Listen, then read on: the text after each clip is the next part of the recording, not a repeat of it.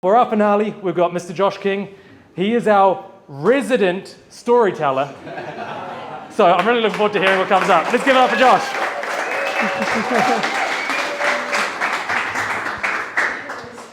Big tuna. No. We lost that nickname a while ago. Before my time starts, I'm a hermit. I just work 15 hours a day. Don't get out much, but networking and meeting with people is awesome. And thanks for Dan and Louise. Everyone give a clap for putting together this. It's good. They get me out of the shell. All right. Today I'm going to talk about failure. Who's failed before? Okay, who wants to fail again? Wow, I was not surprised in that. Keep your hands up. Who wants to fail again?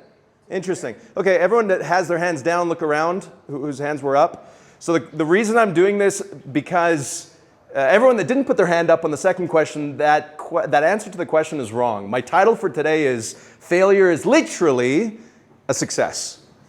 There's a stereotypical moment with Thomas Edison creating the light bulb. I don't know if it's real or stole the idea, whatever. But his assistant came up to him one day and said, "Mr. Edison, we've tried 1,000 different ways to make this light bulb work and we can't find what works. We're not getting any closer." And he looks at them and says, No, you don't understand. We now know 1,000 different ways to not make it. We're that much closer to success. And although it's cheesy and overused, I think it's fundamental for business. If you don't perceive failure as literally a success, a positive thing, you're not going to get anywhere in life. Usually, if you see failure as a negative, you don't even take the first jump. You're too afraid to do what you need to do to take the risk because you're afraid of your business or whatever it is you're going for not succeeding. I'm going to try to prove this concept with a little story. A story of how I created an e-com operation in Africa 7 years ago that got shut down by the Egyptian government. Is it okay if I share that story?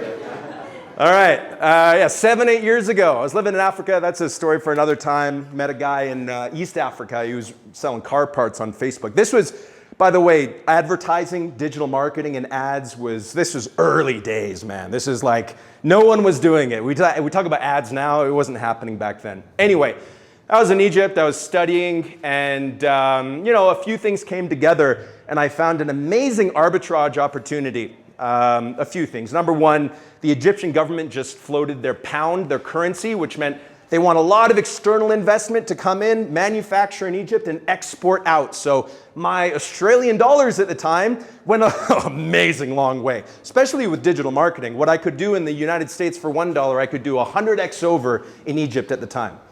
Number two, the younger generation, they didn't have, they saw the stores, they would see a Nike shoe and they would think 9 times out of 10 it was fake.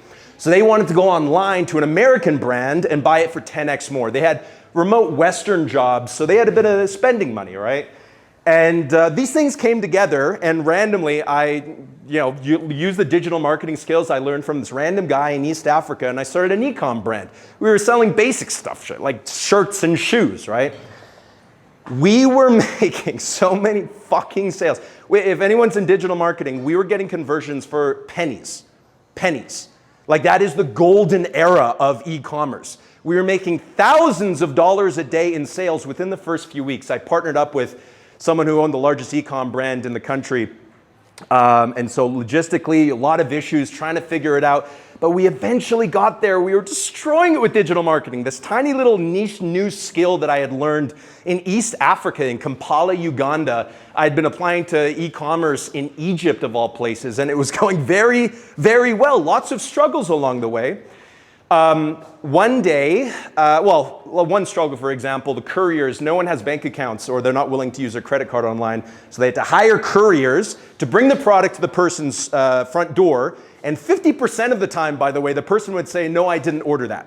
The other 50% of the time, they might give the courier money. And then the other 50% of the time, the courier might give us the money. But so we had like 25% of our sales actually receiving revenue. But because of the cost per acquisition and the amount of money we were making, because of all the things I said, we were still profitable. So it was going good for a few months. But one day, the Egyptian government slapped a 700% import tax on us because they didn't want people shipping things in from Asia. They wanted it manufactured in Egypt. That was rough, man. Like, I had found an amazing opportunity, a perfect market to just retire on with digital marketing on my computer an hour a day. It was insane, but it didn't work. That was a failure. However, less than a year later, solely because of the experience I had with digital marketing in Africa, when I was back in Australia, I started the first, maybe the world's first, certainly the first in the Eastern Hemisphere globally, the first remote solar company purely using advertising on social media platforms to get leads. No door knocking, no in-person consultations. It was revolutionary at the time, millions and millions and millions in revenue. Failure is literally success. If you don't go for the failure, learn from it, and apply it to future operations or are too afraid to jump in, you're never going to get anywhere. Go for the failure. Failure is success. It is a check mark. It is not an X. It's a positive.